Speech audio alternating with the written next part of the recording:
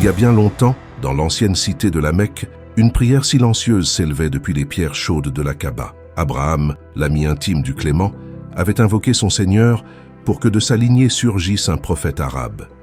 Cette prière fut exaucée plusieurs siècles plus tard, sous la forme d'un enfant nommé Muhammad, descendant direct d'Ismaël, le fils d'Abraham.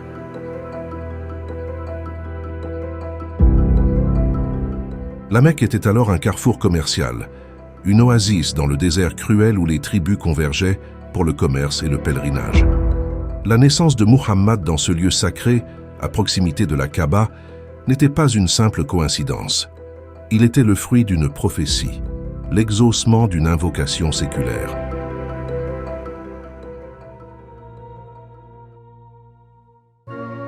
La mort de sa mère Amina et de son grand-père Abdul Muttalib aurait pu jeter l'ombre du malheur sur sa vie.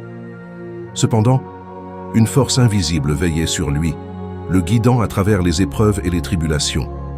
Son oncle Abu Talib prit soin de lui, comme s'il était son propre fils, reconnaissant le potentiel exceptionnel du jeune Muhammad.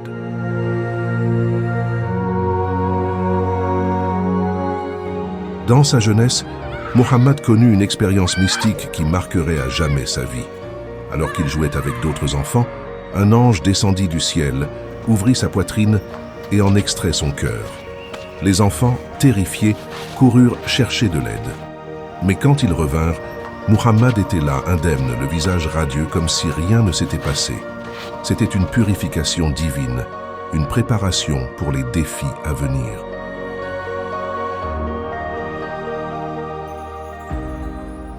Lors d'un voyage commercial vers la Syrie, Muhammad rencontra Bahira, un moine chrétien qui reconnut en lui les signes d'un futur prophète. Bahira avertit Abu Talib, l'oncle de Muhammad, de protéger son neveu contre les périls qui l'attendaient. Il savait que Muhammad était l'invocation d'Abraham, l'annonce de Jésus et le futur guide de l'humanité.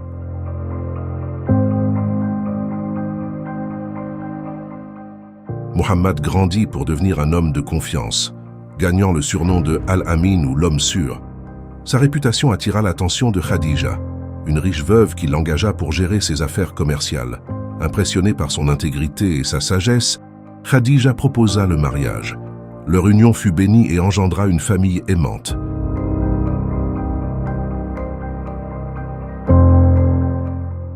Après des années de recherche spirituelle, Muhammad se retira dans la grotte de Hira.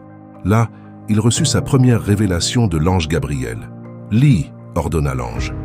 Muhammad était terrifié, mais il accepta sa mission avec courage. Il descendit de la montagne, transformé, un prophète chargé de guider son peuple vers la vérité.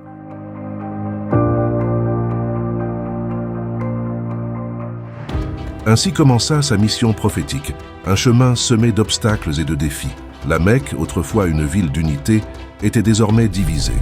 Mais Muhammad persévéra, fort de sa conviction et de son amour pour son peuple.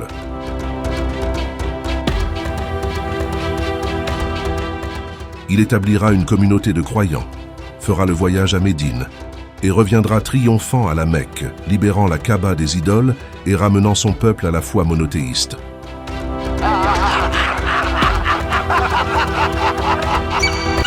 Muhammad, guidé par le ciel, savait que sa mission était plus grande que la simple ville de la Mecque.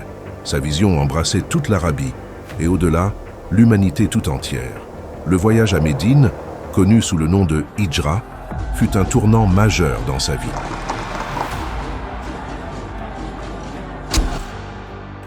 Les habitants de Médine l'accueillirent à bras ouverts, reconnaissant en lui le prophète tant attendu.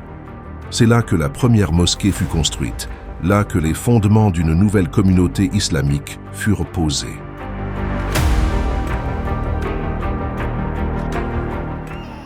Être un prophète n'était pas une tâche facile. Muhammad fit face à de nombreux défis, tant de l'extérieur que de l'intérieur de sa propre communauté. Les conflits avec les tribus Qurayshites étaient fréquents et la persécution était monnaie courante. Mais à chaque épreuve, sa foi demeurait inébranlable. Même lors de la bataille de Badr, où ses compagnons étaient en infériorité numérique, leur confiance en Dieu les mena à une victoire retentissante.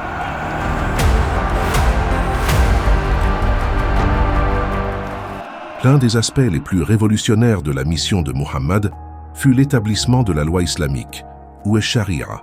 Plus qu'un simple ensemble de règles, il s'agissait d'un code de vie complet, touchant à tous les aspects de l'existence humaine. La justice, l'équité et la compassion étaient les piliers de cette nouvelle société. Les pauvres étaient protégés, les droits des femmes étaient établis et l'égalité était proclamée.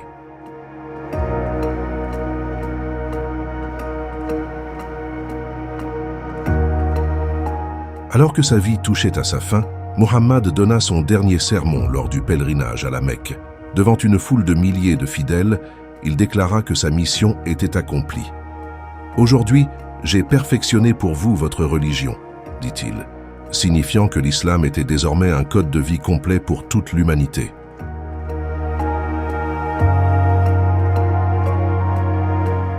Muhammad s'éteignit quelques mois après son dernier sermon, mais son héritage demeure vivant à ce jour.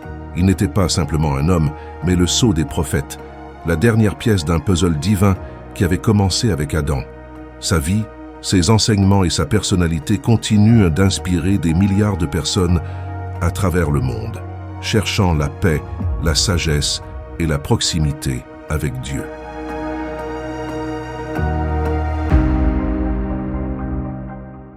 Le prophète Muhammad n'était pas seulement un leader spirituel, il était aussi un père, un époux et un ami. Sa relation avec ses épouses, en particulier Khadija et Aïcha, était empreinte de respect et d'amour. Il soulignait l'importance de la famille dans la construction d'une communauté solide. Ses interactions avec ses filles, Fatima en particulier, montraient la profondeur de son amour paternel et le respect qu'il avait pour les femmes, un aspect souvent négligé dans les sociétés patriarcales de l'époque.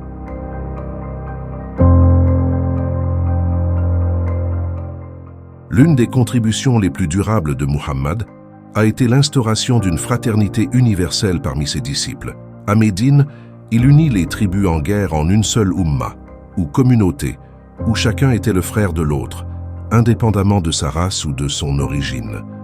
Cette vision est l'un des piliers de l'islam et continue d'influencer les relations sociales et politiques jusqu'à aujourd'hui.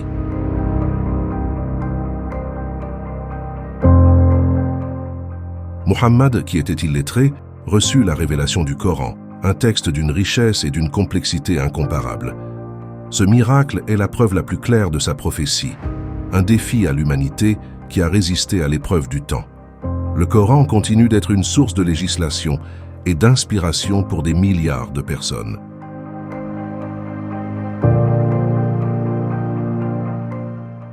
Muhammad n'était pas seulement le dernier des prophètes, il était aussi celui qui confirmait et complétait les enseignements des prophètes qui l'avaient précédé. De Moïse à Jésus, chaque prophète avait apporté un morceau du puzzle divin.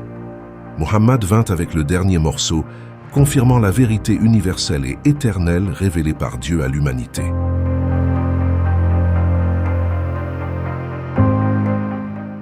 Muhammad était également connu pour sa compassion envers les animaux, les orphelins et même ses ennemis.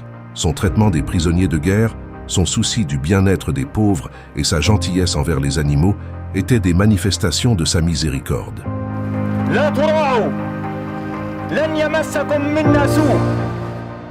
Muhammad était non seulement un messager de Dieu, mais aussi un modèle de vertu.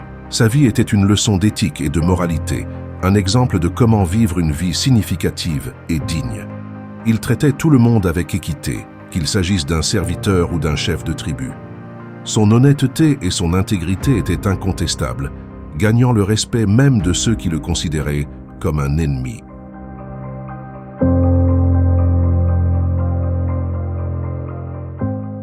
Malgré les nombreuses batailles auxquelles il a participé, Muhammad était essentiellement un guerrier de la paix.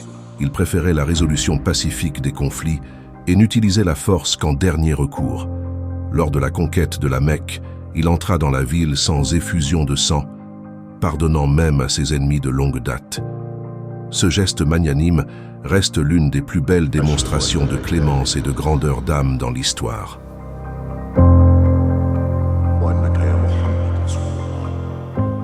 La vie du prophète Muhammad est une histoire de foi, de courage et d'amour incommensurable pour son peuple et pour l'humanité.